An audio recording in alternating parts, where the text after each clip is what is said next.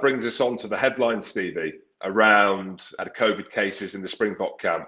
20 plus cases amongst the players and the coaches. The headline being, Siya Kolisi, because he's the captain, because we're less than 2 weeks now away from the first test. We know the South African team are back training without their coach, but Rassie Erasmus, who has been their coach and obviously is a phenomenal coach, has stepped up. You've got a feel for this Springbok team, haven't you, in the lead up? The game against Georgia was cancelled.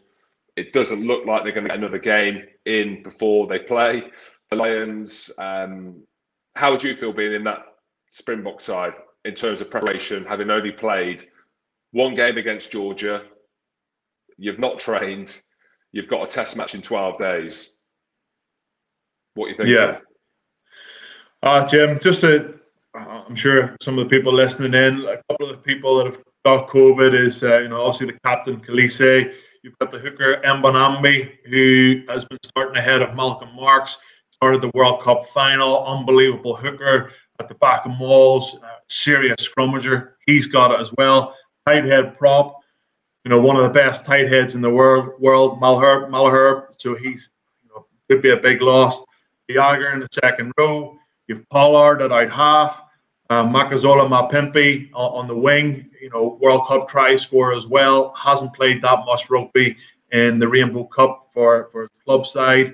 And then you have a whole load of a raft of guys who are on the fringes. Smith, Boy, Pre, a few others in there also. Lost some of the management squad. So it's crazy, Jim. It almost feels like I suppose a few of the guys that are playing for South Africa, I just don't know. I can't get my head around it. Who to blame, who not to blame. What's your opinion on it, Jim? Is it all turning into a bit of a farce? I know we've said about it over the last couple of weeks, but is it getting even worse at this stage? I just can't work it out. I look at the football, right? And obviously all the Euro games have gone ahead and they're in these bubbles. And I'm thinking maybe we are going to see a conclusion. Maybe everything's going to be okay. And again, because I'm not a virologist or a doctor, believe it or not, ladies and gentlemen, I'm trying to work out why it's so bad in South Africa and why we're now seeing breaches into the bubble and COVID cases. We know that Gregor Townsend, whether or not it's been confirmed, but he's not been at the matches. So they are still quite tight. It looks like, they managed to get on top of it.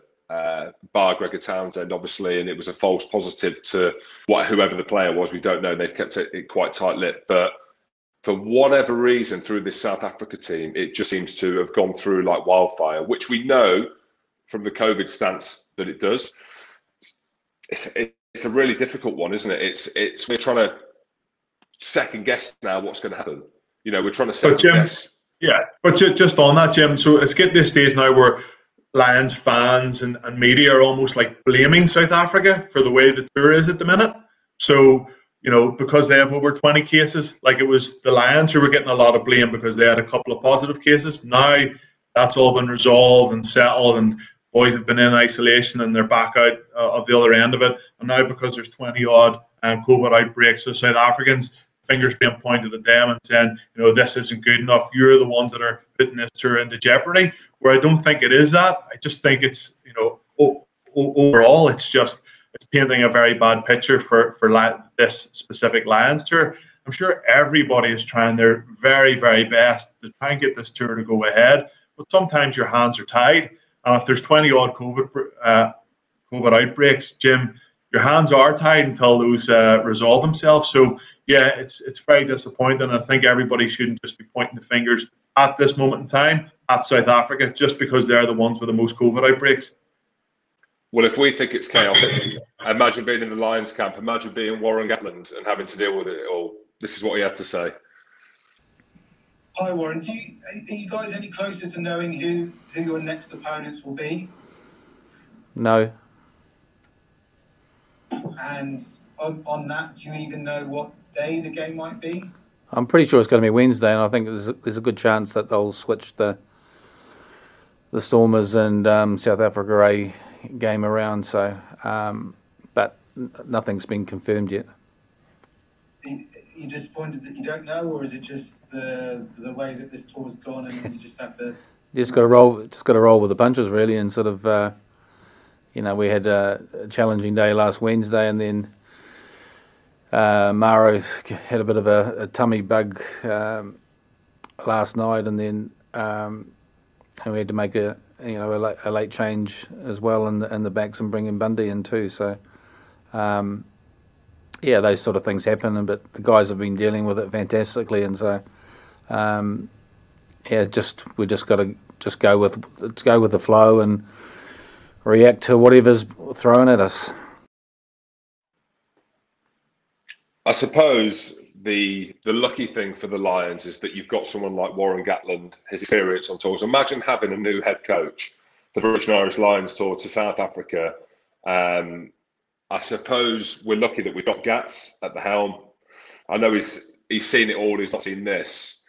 What do you think he's thinking for the test matches going ahead? Do you think he is just rolling with the punches? You know, at some point he's going to have test match head on, right, the game's happening, these are the teams that we're putting together, and this is how it's going to roll. Do you think he's at that point yet, or do you think he's still waiting to see how things unfold? Do you think he's, I mean, he looks stressed. You know, yeah. Not that you can judge a man over Zoom or whatever, but it must be a stressful situation, not just to deal with his players and his bubble, but to try and have a credible match where the lads are going to get tested and you're going to get to see these combinations under stress to then be able to pick your best team to play against the Springboks in less than 2 weeks. But Jimmy, he just looks so deflated. Like, he looked, as you rightly say, very stressed out. It's not ideal, and you know, something that jumped out at me there was go with the flow. Like, so this tour for the head coach of the British and Irish Lions is just going with the flow, and I think that is a huge negative going into a test match series against South Africa in their own backyard with COVID absolutely all over the place, and you're just going, tell you what, we'll just go with the flow. But he's no other options. Like, this is the thing, he's no other options. And I'd love to see Warren Gatland come out and say, look, we're doing this, that, and the other. We've got this plan in place, and you know, this is the combinations we're going with this week because the test team's starting to take shape. That's all out the window. It's just crazy. So he's a smart man. We know that. He's good at picking sides and sides that win big games. So yeah, we got to have faith in him, and I know he is going with the flow at the minute, but I can totally understand why. Absolutely. Well, a negative into a positive now. Finn Russell has got an Achilles issue. Now, we know as players that they're gnarly, having Achilles issues if he's got a slight tear, which Gats has said, which has opened the door for Marcus Smith.